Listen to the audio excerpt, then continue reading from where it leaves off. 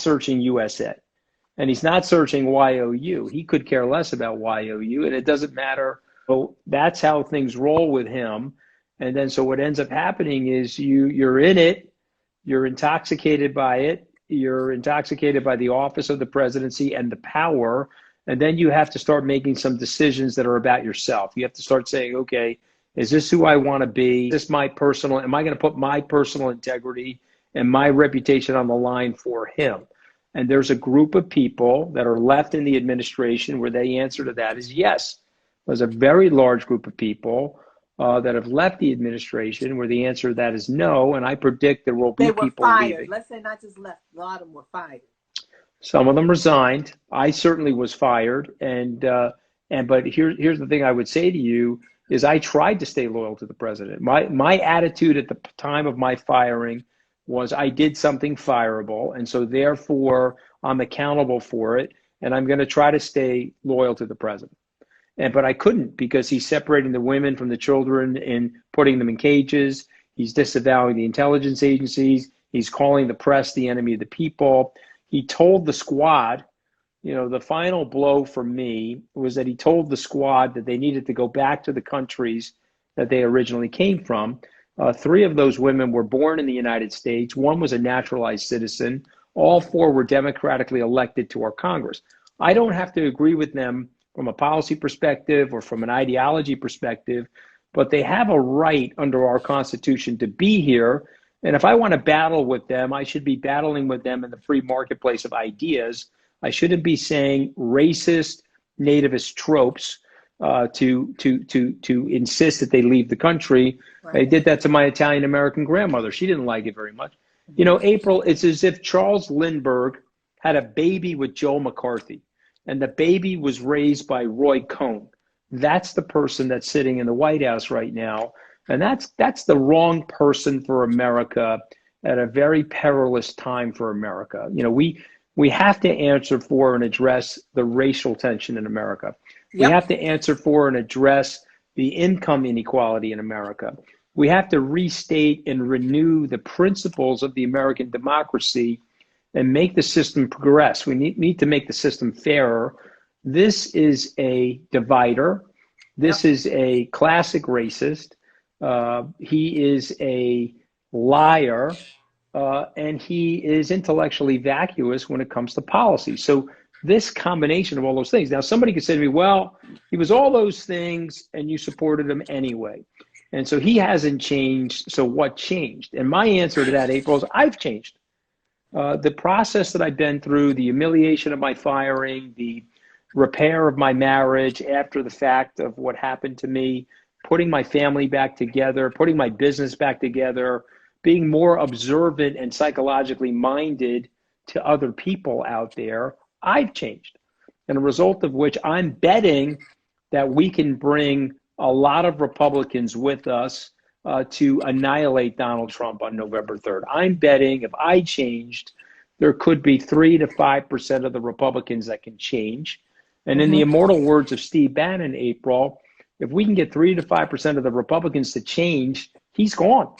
And that's what we're working on. The Lincoln Project, Republicans voting against Trump, the 43 Project, the Repair Project that Miles Taylor and I, the former Department of Homeland Security Chief of Staff, is working on. I'm going to be up in those areas of Wisconsin, Pennsylvania, and Michigan talking about this issue. This isn't about ideas and policy, April. This is about the system. And it's about protecting the integrity of the system and protecting it against autocracy. Yeah, the system is definitely broken. I think back to, and before I even go there, guys, we're talking to Anthony Scaramucci, former White House communications director, former campaign staffer for Donald John Trump, now turned towards Joe Biden and getting this president out.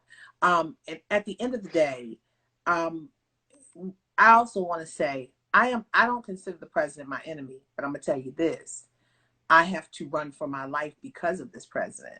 So, yeah, well, he's done that to all of us. It's Trump's America. It comes with death threats. It comes with knocks on your door. Yeah, it comes with people taking pictures of your front door saying they're going to come into the house and hurt your children.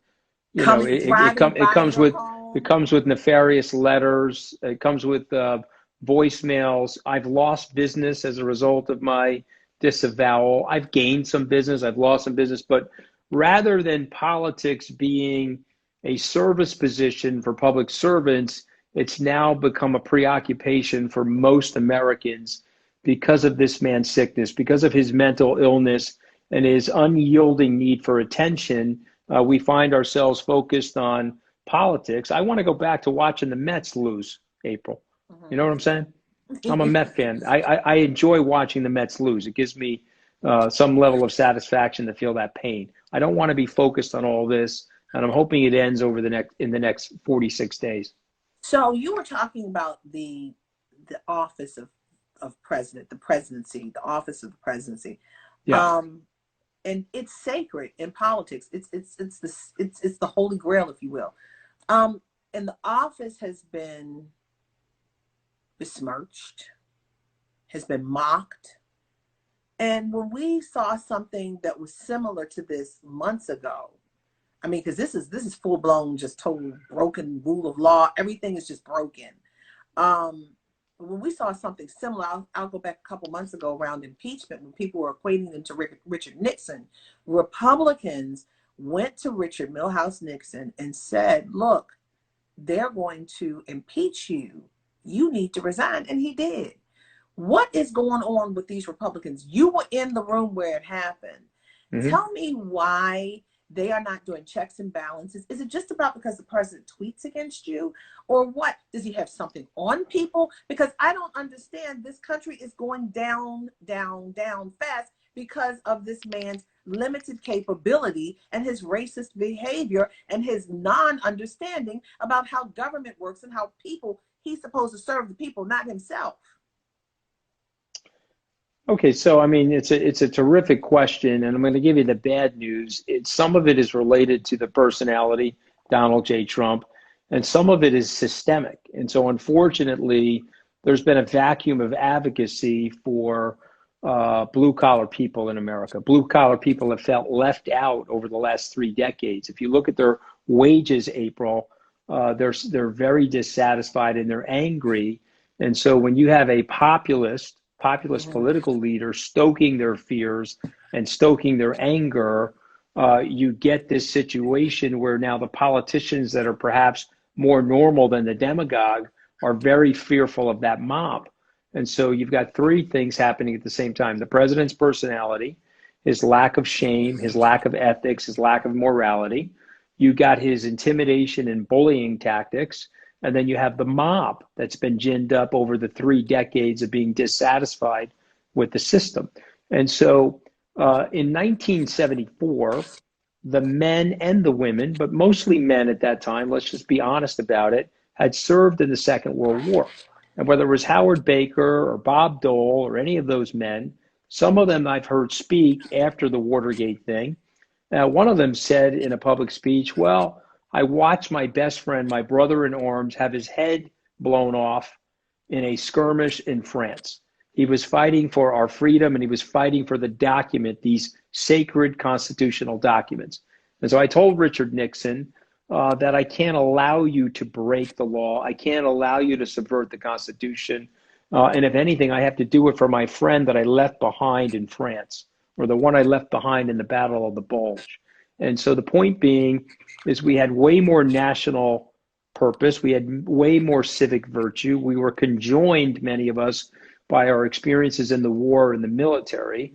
Today, we have very, very few people that are serving the country nationally. Mm-hmm. The country's been polarized by the game that's played, the tribal warfare game that's played in the American media, plays itself out almost every night on cable television. And so the president exploited that. And so you only had one Republican politician that broke ranks and voted to convict him. He looked at the facts, Mitt Romney, he said, this guy's guilty and he's got to go. And he voted to convict him. Now, you could be cynical and say, well, he didn't really know. He sort of knew that he was going to get acquitted anyway. So it was just a straw vote, if you will. But I take issue with that. I think it took a lot of courage for Governor Romney to do what he did. And he's speaking out again now.